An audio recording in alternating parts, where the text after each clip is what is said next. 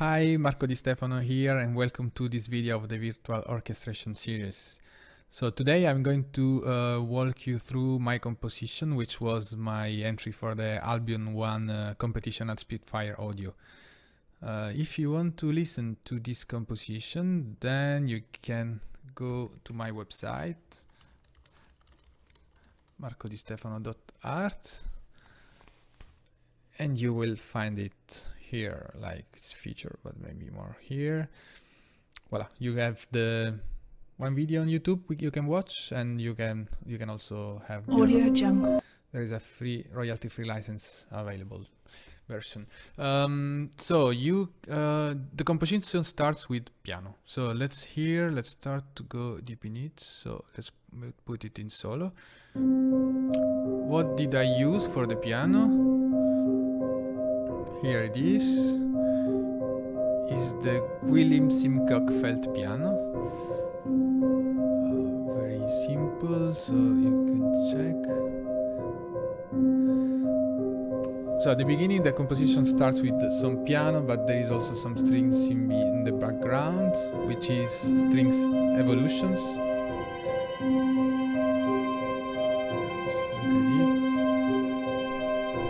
Voila, for which I've loaded two different articulations. I think, yes, two of them. These are the ones I'm using. So now, if we want to build it up, there is some woodwinds which are introducing a melody at the beginning. The woodwinds being here. It starts with a corne anglais.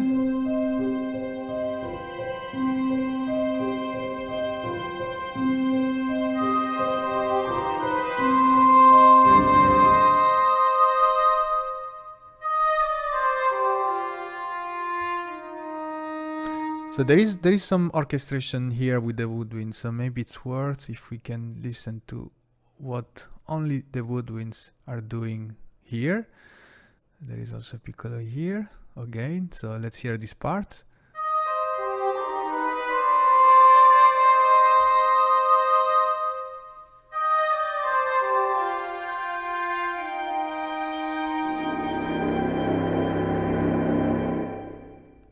Voila.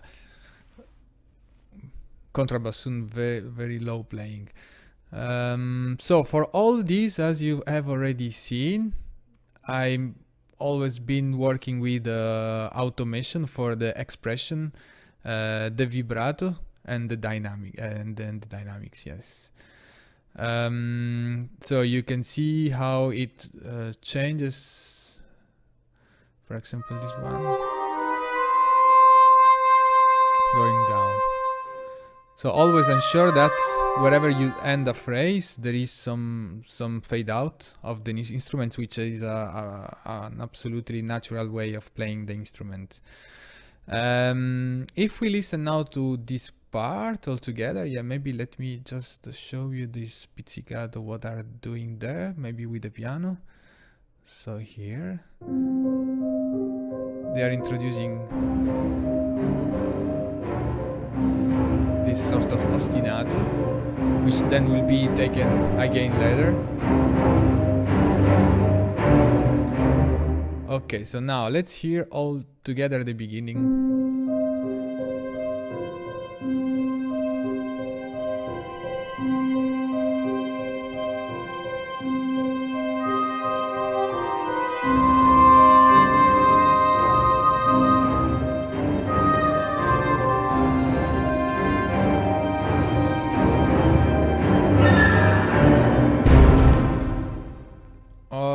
You might have heard this sort of run of the woodwinds.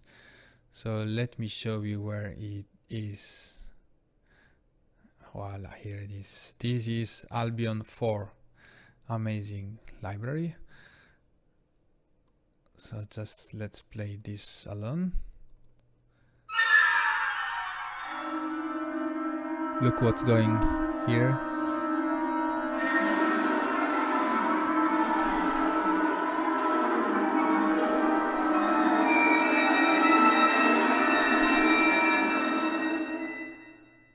beautiful.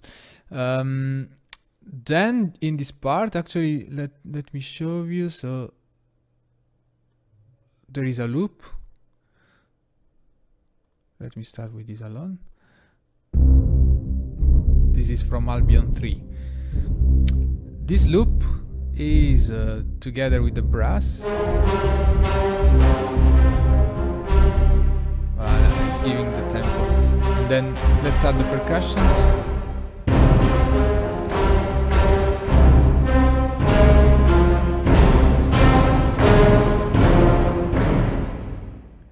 Let's see what percussion are doing alone.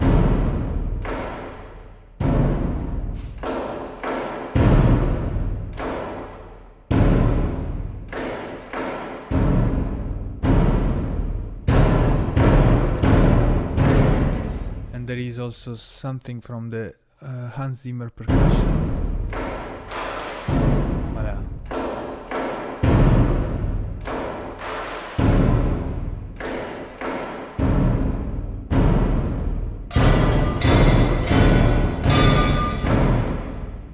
That's it. So if now we merge all these percussion together with the loop and the brass, what is left? So of course we also add the flutes which we heard at the beginning.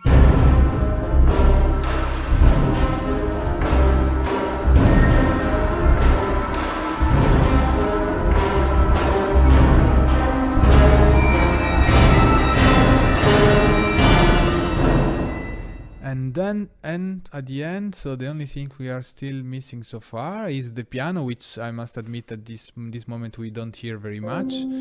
There is the strings evolution again playing, and the low pizzicato.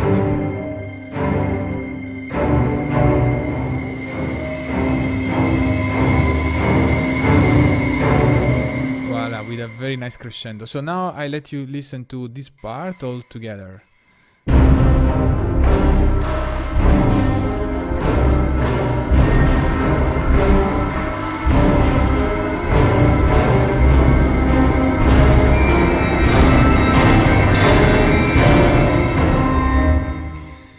Okay, and here we start with a part which is a bit more symphonic orchestra.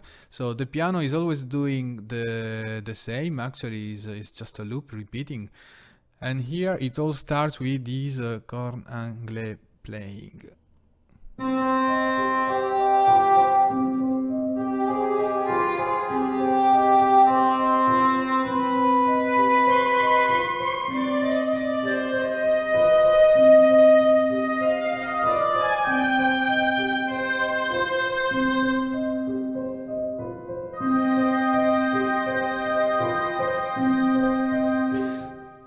Again, I love woodwinds. So again, as you can see here, the woodwinds are taking the melody and they are switching from one instrument to the other. At a certain moment also here you hear the flutes and clarinets which are doubled by the oboe. I think that these flutes and clarinets here, it's from the Bernard Herman Toolkit, yes. So on top of these woodwinds playing together, we have, of course, all the violins. So let's listen to the strings alone first, what they are doing here. So there is an ostinato which is given to the celli and basso.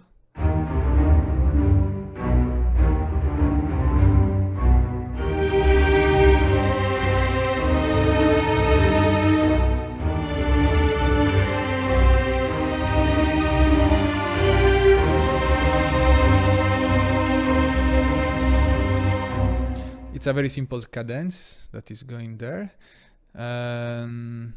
This idle.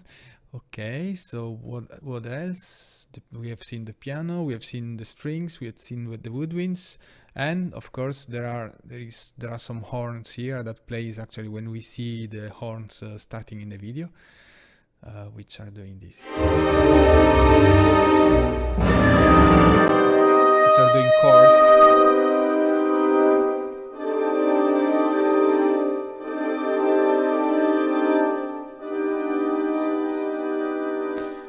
Voila, I love these chords. They are adding a lot of beauty to the piece. And to finish, you have actually here the strings which are going pizzicato again.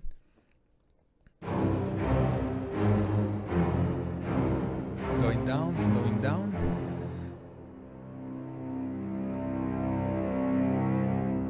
Let me add this also, this one contrabassoon here. I think it's very important. Let's do like that. This one first, and this one.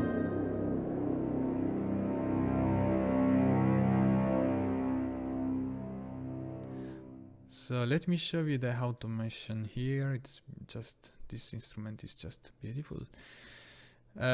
So now I think it's whole. I would like you to make you listen to all, and then I will talk you about the tempo and the mixer. So let's start again.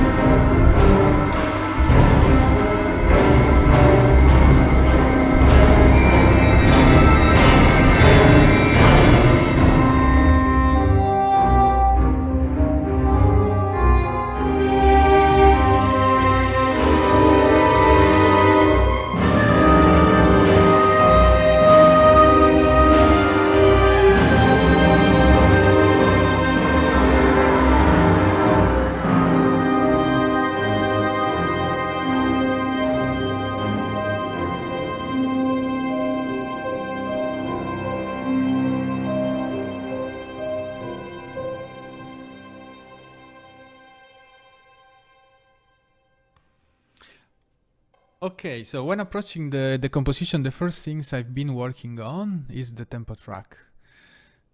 Where is it? Project tempo track. So here you can see it. Its tempo track is very dynamic, and it works in a way that it makes my beats fits with the video. So here you can see that there is a huge change of tempo. I will let you listen to it.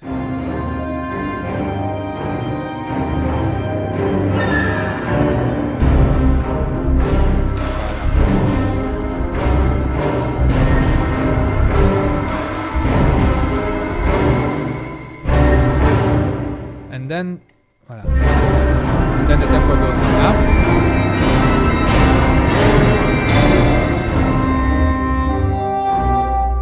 And then what is important here is that there is a rallentando.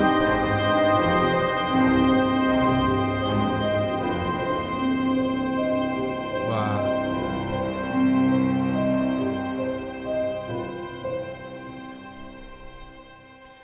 It is very, very important to work on the tempo track if you want to get something which sounds a bit realistic. So I've never written a composition with always the same tempo. That's it really doesn't add realism. Another things I want to show you to finish this video is the mix console. So here, as always, all the instruments are redirected to one audio channel. Each audio channel here is mixed in a way which I never go up to the 0, or maybe sometimes just very little. In that case, I've not been used any group channel, so directly, as you can see, you have all the different instrument channels which go to the main output. And as you can see, there is a reverb aux channel which I have injected in all the different instruments. And as you can see also, every instrument has a different level of decibel. So sometimes it's -4, -3 or 0, depending on the instruments and depending how far I wanted him to be perceived. And then all these channels are mixed together inside Hot Zone here, and the Hot Zone is where I'm doing the mastering, so I'm boosting the high, and in this particular case, as you can see, there is a cut in the low because there was really too much low. I'm using too much of celli and basses. I'm having some compression here, and dynamic and maximizer at -1 decibel. And again here, as you can see, I'm boosting the in at +1 in order to have a better dynamic range. That's all for this composition. Again, if you have some question or if you want to go deep in some part, just let me know in the comments. And thank you very much for listening, and see you in the next video.